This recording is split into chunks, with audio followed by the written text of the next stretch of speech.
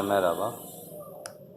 2014 3.0 Audi A7 aracımız var bir tane. Araç time için arızası veriyor. P018. Motor sallama yapıyor. Şu an gürültü olmasın diye kapattım. O yüzden evet. Motoru sökeceğiz. Time change yani motor zinciri arkada kalıyor. Göstereyim ışıktan. Burada kalıyor. V6 motor yani V6 motor. Şurada gördüğünüz gibi. Bank 1, bank 2.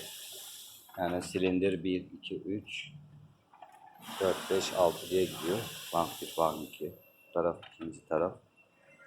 Evet, indireceğiz motoru. Motoru indirince arızayı yapınca tekrar video paylaşacağım. Görüşmek üzere. Hoşçakalın. Merhaba herkese. Evet. Audi A7 aracımızı söktük. Motor aşağı indirdik. Evet, uzaktan göstereyim bir saniye.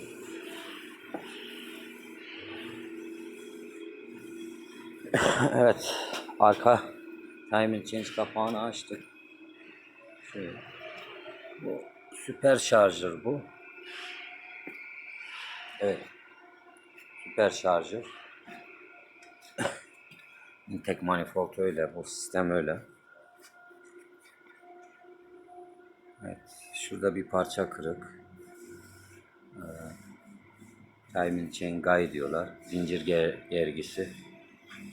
Klaus. Plastiği kırılmış. Parça da şurada duruyor. Görünüyor zaten. Oraya atlamış. Yani şu gördüğümüz plastik fiber klas. Burada da var aynısı. Kırık. Evet. Bakacağız. Komple. Motor zamanlama zinciri de değişebilir. Zincir uzadığından dolayı, biraz uzama yaptığından dolayı veya gec yağ değişimi yaptığından dolayı bunlar aşınıyor. Evet, ayarlayacağım motor zamanlamasını. Daha sonra zinciri set olarak değişeceğiz, toplayacağız. Evet, bu kadar arkadaşlar. Görüşmek üzere. Zamanlamayı ayarlayınca tekrar bir ufak video çekeceğim. Daha sonra videoyu sonlandıracağım. Hoşça kalın. Evet, merhaba herkese tekrardan. Audi'mizin time change'ini değiştik. Camshaft yani eksantrik milin zincirini. Bu tarafı da değiştik. Tensioner'ları değiştik. Paletleri değiştik. Yani zincir kılavuzuyla zincir gergilerini değiştik. Şurada. Şunları değiştik. Burayı da değiştik. Evet, topladık, bitirdik. Motor zamanlamamızı ayarladık. Her şey yerinde. Değiştiğimiz parçalar burada. Evet.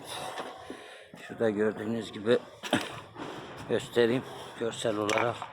Şurada plastik parça yok. Gördüğünüz gibi. Bunda var. Yani burada var. Şu gördüğünüz gibi buradaki yok. Kırılmış, dağılmış. Zaten yerde parça. Evet. Motor zamanlamamız da böyle.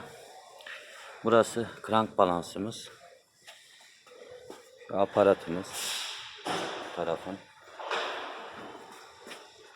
Bank 1, bank 2. Evet. Gördüğünüz gibi. Motoru çevirdim. Her şey yerinde şu an. Şu şekil. Motor kitlememiz de burada.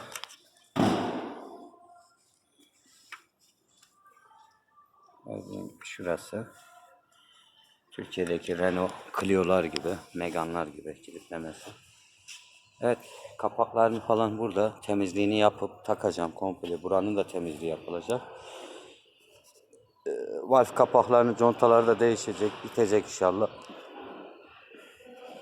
Toplayacağız, motor üstüne atacağız. Evet, görüşmek üzere. Hoşça kalın. Araç bitince son bir finish videosu paylaşacağım.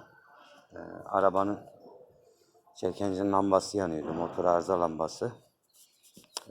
Düzelteceğiz. Düzeltince tekrar son videoyu paylaşacağım. Görüşmek üzere. Hoşça kalın. Merhaba herkese. Audi A7 aracımızı bitirdik. P018 arızamız vardı. Crankshaft pozisyon, camshaft pozisyon, tolerans yani yavaş döngü anlamına geliyor. Evet, diğer arızalarımız da var. Bitirdik aracı. Çalışıyor şu an, arızalar silmedim.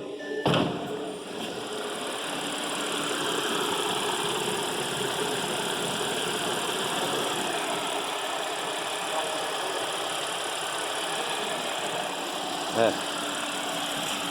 Cam havası alınıyor. Arızaları resetleyeceğim şimdi.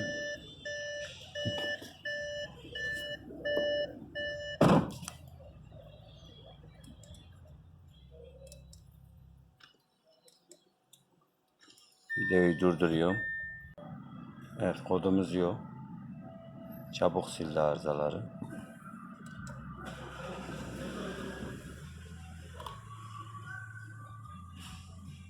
Check engine yok, evet. Arızayı siliyorduk. Hemen geliyordu. Şu an başka arızalar çıkabilir. Sorun değil. Fan motoru ile ilgili bir şey var. Ona bakacağız. Evet. Onun dışında işte timing change zamanlaması ayarlandı.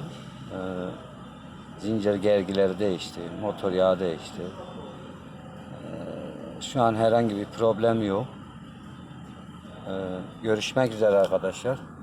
Bu videoyu da sonlandırıyorum. Ufak bir test sürüşü yapacağız. Müşteri aracı vereceğiz. Evet arkadaşlar, bu kadar. Hoşça kalın. Bunu kanalıma yüklüyorum. Görüşmek üzere.